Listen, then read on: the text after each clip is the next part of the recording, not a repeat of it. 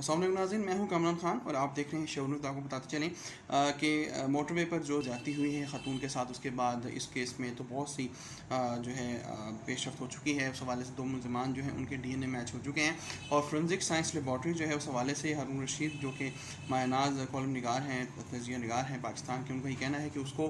इस वक्त जो है किसी भी किस्म का जो है फ़ंड नहीं मिल रहा, गवर्नमेंट की जानिब से बजट नहीं मिल रहा। उसी लेबॉर्ट्री की वजह से आज ये DNA टेस्ट जो है ये पता लग सका है कि किस तरीके से ये जो दो मुलज़मान हैं इन्होंने ये कभी हरकत की है। यहाँ पे ये बताना बहुत ज़रूरी है कि जिस तरह 1112 एक यतीम बच्चे की तरह रही शहबाज शरीफ के दौर में, इसी तरह शहबाज शरीफ के बहुत से प्रोजेक्ट्स हैं जिनमें फोरेंसिक साइंस लेबॉर्ट्री भी है, उसको इग्नोर किया गया। और लेकिन आज इस केस में, इतने अहम केस में, इसने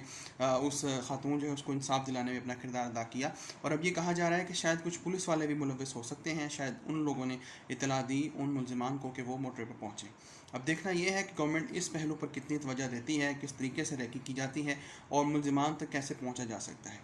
CCPO लाहौर की जो गफलत है, जो उन्होंने अल्फाज का इस्तेमाल किया अनजाने में या किसी भी ऐसी चीज़ की वजह से जो उन्हें पता नहीं लगा, वो कह बैठे। लेकिन इस सब के बावजूद जो असल चीज़ है वो ये है कि उनका रिज़ल्ट पीछे क्या रहा और उस हवाले से वो क्या करते रहे हैं और अब इस केस को अंजाम देने में और पुलिस के अंदर जो काली भेड़ें हैं उनको कैफ़े किरदार तक पहुँचाने में वो क्या किरदार अदा करते हैं।